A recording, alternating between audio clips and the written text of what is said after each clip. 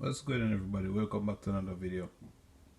I am here, doing a little mock setup to see what it would be like for the car to be on foam, and so far it doesn't look too bad. However, I am not sure if I'm going to keep the setup as I said before, that the diff is stock.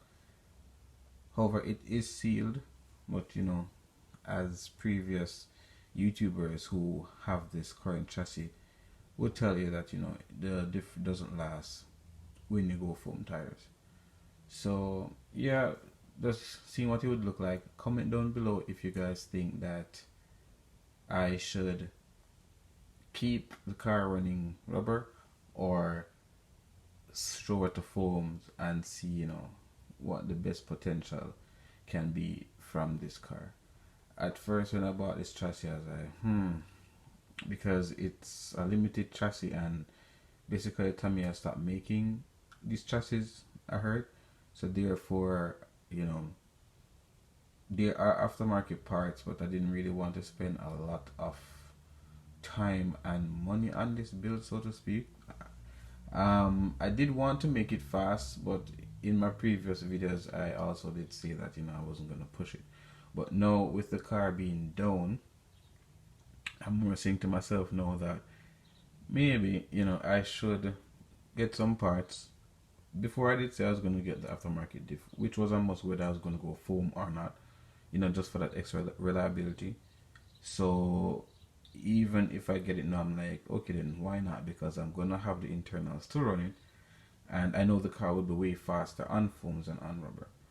So comment down below if you think I should make the transition and just go all out.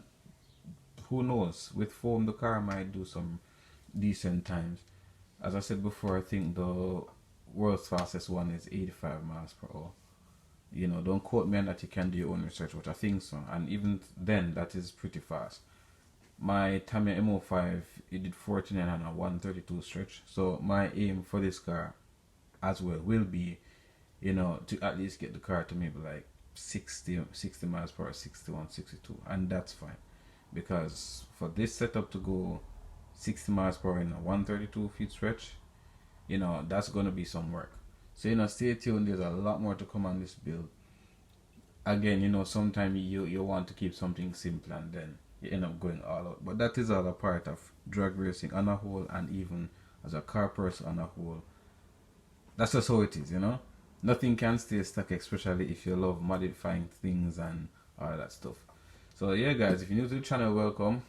Leave a like, subscribe, and turn on that post notification bell, because a lot more exciting content. I will be announcing my giveaway soon, so stay tuned.